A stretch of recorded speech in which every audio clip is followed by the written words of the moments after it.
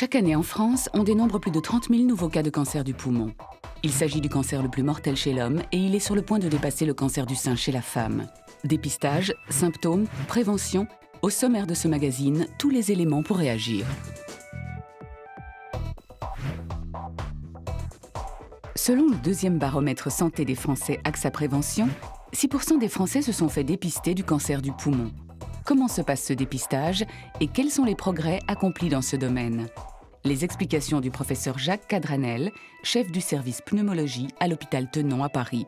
Aujourd'hui en France, on ne peut pas se faire dépister du cancer du poumon parce que ce n'est pas organisé comme le cancer du sein par exemple.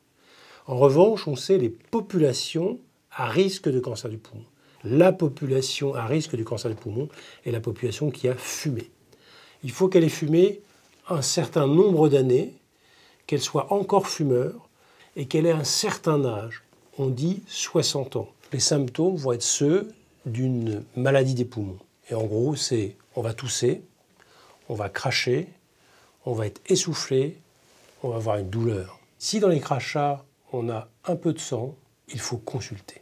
Le progrès essentiel récent dans le dépistage du cancer du poumon, c'est le scanner faiblement dosé.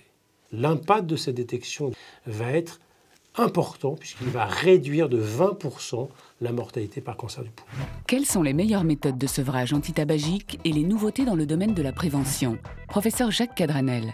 Aujourd'hui, on va dire que 80% des cancers du poumon sont reliés au tabagisme. Alors les 20% qui restent, on ne sait pas encore très bien. On a beaucoup d'alarmes autour de la pollution atmosphérique ou des particules diesel. Comment arrêter de fumer? Essentiellement par deux grandes méthodes. La première méthode, c'est vraiment une méthode, j'allais dire, psychologique, c'est-à-dire qu'allez voir un tabacologue ou un médecin généraliste qui va essayer de voir avec vous pourquoi vous avez envie d'arrêter de fumer. Deuxième aspect, c'est de lutter contre le manque.